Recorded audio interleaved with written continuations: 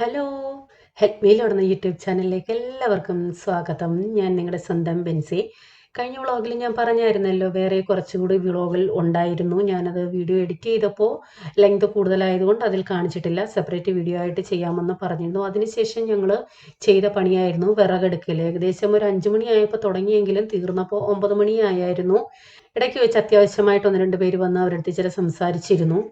അപ്പോൾ എന്തെങ്കിലും പണി ചെയ്തുകൊണ്ടിരിക്കുന്നതിനിടയ്ക്ക് ആരെങ്കിലും വന്നാൽ ആ ചെയ്യുന്നതിൻ്റെ ഫ്ലോ അങ്ങ് പോവുകയും ചെയ്യും. മാത്രമല്ല ഞാൻ ഒട്ടും കംഫർട്ടും ആവത്തില്ല പിന്നെ മറ്റുള്ളവരുടെ മുമ്പിൽ നിന്ന് എന്തെങ്കിലും ചെയ്യാനായിട്ട്. അപ്പോൾ ഇങ്ങനെയുള്ള പണി ചെയ്യുമ്പോൾ ഷോൾ ഇട്ട് നിൽക്കുക അതൊന്നും പ്രാക്ടിക്കൽ അല്ലല്ലോ. നൈറ്റിയൊക്കെ പൊക്കി കുത്തി ഒരു വിധത്തിലല്ലേ ഇതൊക്കെ ചെയ്തുകൊണ്ടിരിക്കുന്നത്. വിറകിൻ്റെ കാര്യം പറഞ്ഞാൽ ഫ്രണ്ടിൽ തടി കിടന്നപ്പോൾ തൊട്ടേ ഉള്ളത് നിങ്ങൾ കാണുന്നുണ്ടായിരിക്കാം വ്ളോഗുകളിൽ. അത് അറപ്പിക്കാൻ കൊണ്ടുപോയപ്പോൾ നല്ല തടി കൊണ്ടുപോയപ്പോൾ അതിൻ്റെ കൂട്ടത്തിൽ വലിയ വലിയ വിറകിന് വേണ്ടിയുള്ള കഷ്ണങ്ങളും ഉണ്ടായിരുന്നു. എന്നാൽ ഒരുമിച്ച് ഇങ്ങ് മില്ലിൽ കൊണ്ടുപോയി അറപ്പിച്ചുകൊണ്ട് വരാമെന്ന് പറഞ്ഞ് കൊണ്ടുപോയിട്ട് അത് മുറ്റത്താണ് കൊണ്ടിട്ടത്. അവിടുന്ന് ഞങ്ങൾ ഇതുപോലെ പെറുക്കി രാത്രി നിന്ന് പെറുക്കി അതിൻ്റെ ഇത് ഞാൻ വീഡിയോ ഇട്ടിട്ടില്ല. കാർ പോർച്ചിൽ വെച്ചു. പിന്നെ കാർ പോർച്ചിൻ്റെ പണി ചെയ്യുന്ന സമയത്ത് അതിനെ എടുത്ത് ഈ പെരയുടെ സൈഡിൽ ഇങ്ങനെ അടുക്കി വെച്ച്, വേറെ സ്ഥലമില്ല അതിനോണ്ട് കല്ല് വെച്ചിട്ട് അതിൻ്റെ മേളിലാണ് വെച്ച്. ജോസാൻ പറഞ്ഞ് നമുക്ക് സാരമില്ല മുറ്റത്തിടാമെന്ന്.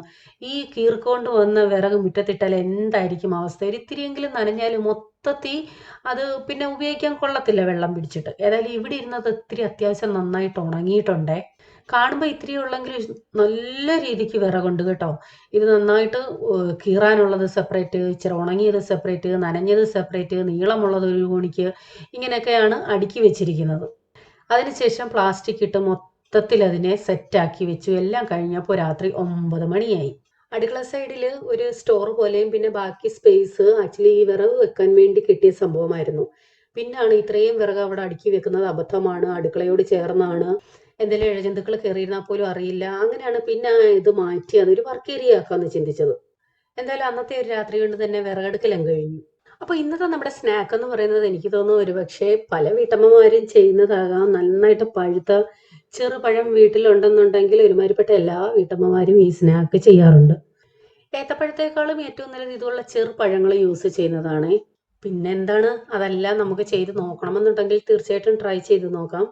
ഏറ്റവും നല്ലത് പൂവമ്പഴം, ഞാലിപ്പൂവൻ പഴം, പാളയംകോടൻ പഴം, ഇതൊക്കെയാണ്. ഞാനിവിടെ എടുത്തിരിക്കുന്നത് ഞാലിപ്പൂവനാണ്. നന്നായിട്ട് പഴുത്തതാണ് കേട്ടോ. അത്യാവശ്യം നല്ല മധുരവുമുണ്ട്. ചെറുതായതുകൊണ്ട് ഞാനൊരു 7 എണ്ണം എടുത്തിട്ടുണ്ട്. അപ്പോൾ ഇത് മധുരം അനുസരിച്ച് നിങ്ങൾ പഞ്ചസാര ചേർക്കാവൂ. ഞാനിപ്പോൾ ഈ സ്പൂണിന് 3 ടേബിൾ സ്പൂൺ പഞ്ചസാരയും 7 പഴവുമാണ് എടുത്തത്. പക്ഷെ അത്യാവശ്യം നല്ല മധുരം ഉണ്ടായിരുന്നു കേട്ടോ. അപ്പോൾ മധുരം കണക്കാക്കി മാത്രമേ പഞ്ചസാര ചേർക്കാവൂ.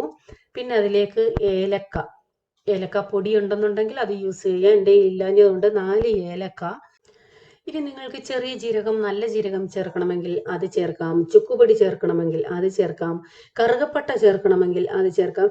നമുക്ക് ഇഷ്ടമുള്ള രീതിയിൽ ഇതിനെ മാറ്റിയെടുക്കാം. ആദ്യം പഞ്ചസാരയും ഈ ഏലക്കയും നന്നായിട്ടൊന്ന് പൊടിച്ചെടുക്കണം. അതിനുശേഷം പഴം ഇട്ട് ഒരു തുള്ളി പോലും വെള്ളം ചേർക്കാതെ വേണം അരച്ചെടുക്കാൻ. ആ പഴത്തിൻ്റെ വെള്ളം മതി.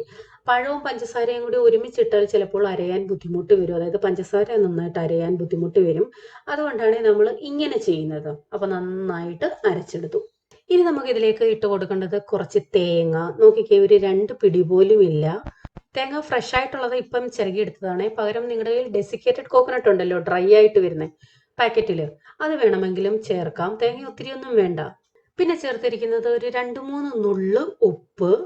പിന്നെ ഞാൻ ചേർത്തിരിക്കുന്നത് 1 കപ്പ് മൈദയാണ് എടുത്തിരിക്കുന്നത്. നിങ്ങൾക്ക് മൈദയ്ക്ക് പകരം ഗോതമ്പ് പൊടി ചേർക്കാം.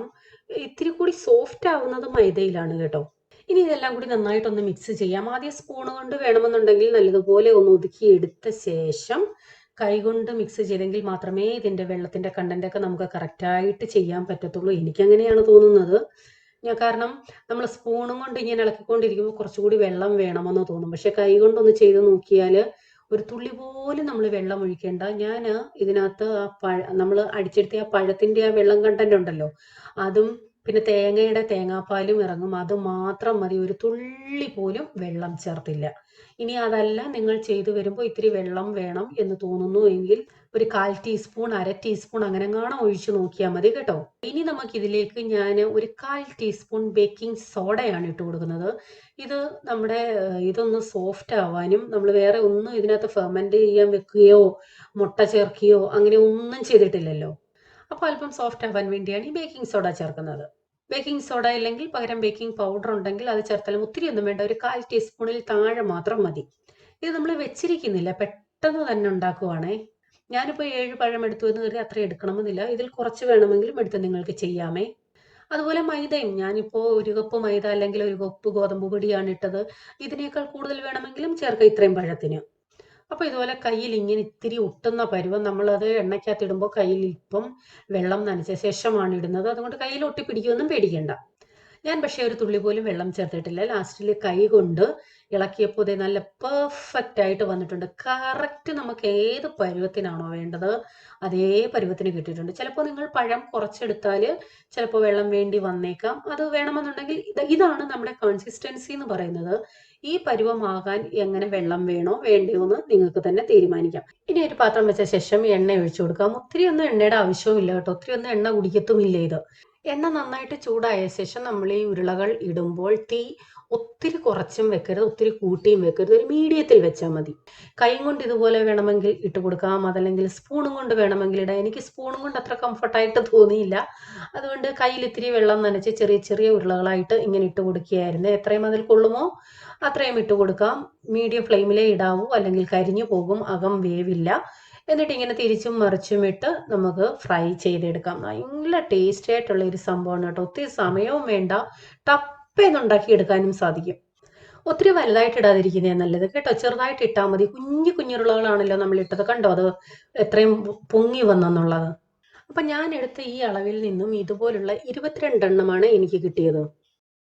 വളരെ എളുപ്പത്തിൽ തയ്യാറാക്കിയെടുക്കാവുന്ന നമ്മുടെ സ്നാക്ക് റെഡി ആയിട്ടുണ്ട്. പലരുടെയും തമ്മിൽ ഞാൻ കണ്ടിട്ടുണ്ട് ചായ തിളയ്ക്കുന്ന സമയം കൊണ്ട് ഉണ്ടാക്കിയെടുക്കാമെന്ന്. അത് ശരിയാണെന്ന് അർത്ഥം വരുന്ന ഒരു സ്നാക്കാണിതും, കാരണം നമുക്ക് അത്ര പെട്ടെന്നല്ലേ ഇത് ചെയ്യാൻ പറ്റുന്നത്. അപ്പോൾ വീഡിയോ എടുത്തിട്ട് എക്സ്പ്ലെയിൻ ചെയ്യുമ്പോൾ ഇത് ഒരു റെസിപ്പി മാത്രമായിട്ട് നിങ്ങൾ നോക്കുവാണെങ്കിൽ ഒരു 5 മിനിറ്റ് ഒക്കെ ടൈം കാണും. പക്ഷെ നമ്മളത് അല്ലാതെ ചെയ്യുകയാണെങ്കിൽ എനിക്ക് തോന്നുന്നു ഒരു 2-3 മിനിറ്റ് സമയം മതി കേട്ടോ. ടപ്പേന്നാവുന്ന സംഭവമല്ലേ. അപ്പൊ നോക്കിക്കേ, ഇത് മുറിച്ച് ഞാൻ നോക്കിയതാണ്, അത്രത്തോളം അകം വെന്തത് നിങ്ങളെ കാണിക്കണമല്ലോ.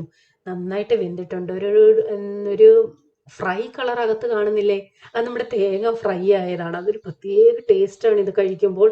ആ തേങ്ങയും കൂടെ കടിച്ച് കഴിക്കുമ്പോൾ ഉണ്ടല്ലോ, സത്യം പറയാലോ, നല്ല ടേസ്റ്റി ആയിട്ടുള്ള ഒരു സ്നാക്കാണ്. നിങ്ങൾ ഒരു പ്രാവശ്യമെങ്കിലും ഒന്ന് ട്രൈ ചെയ്ത് നോക്കുക കേട്ടോ, കാരണം അധികം ഓയിലും കുടിക്കില്ല, സംഭവം വളരെ എളുപ്പമാണ്, നമുക്കധികം ഇൻഗ്രീഡിയൻസും വേണ്ട, പെട്ടെന്ന് ചെയ്യാമല്ലോ. അപ്പോൾ ഇത്രയും കണ്ടിട്ട് ഈ വീഡിയോ ഇഷ്ടമായെങ്കിൽ ഒന്ന് ലൈക്ക് ചെയ്തേക്കണേ. ആക്ച്വലി ഈ വീഡിയോ കഴിഞ്ഞിട്ടാണ് ഞങ്ങൾ വിറകെടുക്കാൻ പോയത്, അപ്പോൾ എഡിറ്റ് ചെയ്തപ്പോൾ ആദ്യം അതങ്ങ് കാണിച്ചു എന്നേ ഉള്ളൂ കേട്ടോ. അതിനുശേഷം കുളിച്ച് റെഡിയായിട്ട് വന്നിട്ട് ഞങ്ങൾ നമ്മുടെ പൊതിച്ചോറ്, അന്നത്തെ ദിവസമായിരുന്നു പൊതിച്ചോറ് ഉണ്ടാക്കിയത്. പൊതിച്ചോറ് കഴിച്ചു. പൊതിച്ചോറിൽ ഇതുവരെ ആരും ചോദിച്ചില്ല, ജോസേട്ടനെ കാണിച്ചില്ലല്ലോ എന്ന് ചോദിച്ചില്ല. പക്ഷേ ഞാൻ ഷൂട്ട് ചെയ്തപ്പോൾ ആദ്യം ജോസാൻ്റെ പൊതി അഴിക്കുന്നതും കഴിക്കുന്നതുമായിരുന്നു എടുത്തത്. പക്ഷേ ബാറ്ററി തീർന്ന് അത് ഓഫായ കാര്യം ഞങ്ങൾ ആരും അറിഞ്ഞില്ല. ഞാൻ ജോസം പൊതി കഴിക്കുന്നതൊക്കെ ക്യാമറ സെറ്റ് ചെയ്ത് വെച്ചിട്ട് അടുക്കളയിലോട്ട് വേറെ സംഭവങ്ങൾക്ക് പോയി, നമുക്ക് ഒരുമിച്ചിരുന്ന് കഴിക്കാം, അതങ്ങനെ അറേഞ്ച് ചെയ്താണ് ഞങ്ങൾ മേശപ്പുറത്ത് തന്നെ ഇരുന്നത്. 2 പേർ കൂടെ ഒരുമിച്ചിരിക്കുക, എല്ലാവരും പറയുന്നതാണ് ഞങ്ങൾ 2 പേരോട് ഒരുമിച്ചിരിക്കണേന്ന്. അങ്ങനെ കണക്കാക്കിയാണ് എല്ലാം ചെയ്തത്. അപ്പോൾ ഞാൻ അടുക്കളയൊക്കെ ഒതുക്കി പൊതിയൊക്കെ ഇങ്ങോട്ട് കൊണ്ടുവച്ചപ്പോഴത്തേക്കും ജോസാൻ്റെ കഴിപ്പ് മുക്കാലും കഴിഞ്ഞു. നോക്കിയപ്പോൾ ക്യാമറ ഓഫായിട്ടിരിപ്പുണ്ട്. പിന്നാണെങ്കിൽ ഞാൻ കഴിക്കുന്നത് എടുക്കാമല്ലോ എന്ന് കരുതി കുറച്ചെടുത്തത്. അപ്പോൾ പൊതിച്ചോറ് ഇതുവരെ കഴിച്ചിട്ടില്ലാത്തവരൊന്ന് ഉണ്ടാക്കി നോക്കണം. വെറും ചമ്മന്തി ആയാലും മതി. നമ്മുടെ പൊതിച്ചോറിൻ്റെ ടേസ്റ്റ് എന്ന് പറയുന്നത്, അയ്യോ, അത് എത്ര കഴിച്ചാലും മടുക്കാത്ത ഒരു വികാരമാണ് ഈ പൊതിച്ചോറെന്ന് പറയുന്നത്. അപ്പോൾ ജോസാൻ പറയായിരുന്നു, നമുക്കൊരു കാര്യം ചെയ്യാം, ഇനി തൊട്ട് എന്നും രാവിലെ ഇതുപോലെ ഉച്ചയ്ക്കത്തെ ഉണ്ടാക്കിയിട്ട് എവിടുന്നേലും വാഴയില വെട്ടിക്കൊണ്ട് വന്നിട്ട് അതിനകത്ത് പൊതി കെട്ടി വെക്കാം, സമയമാകുമ്പോൾ എടുത്താൽ കഴിച്ചാൽ മതിയല്ലോ എന്ന്. അപ്പോൾ ഇതൊക്കെയായിരുന്നു ഇന്നത്തെ വിശേഷങ്ങൾ. തീർച്ചയായിട്ടും വീഡിയോ ഇഷ്ടമായെങ്കിൽ ലൈക്ക് ചെയ്യണേ. അതുപോലെ നിങ്ങളുടെ അഭിപ്രായങ്ങൾ അറിയിക്കാനും മറക്കരുത്. നാളെ ഇതേ സമയം വരാം. Till then bye. God bless you.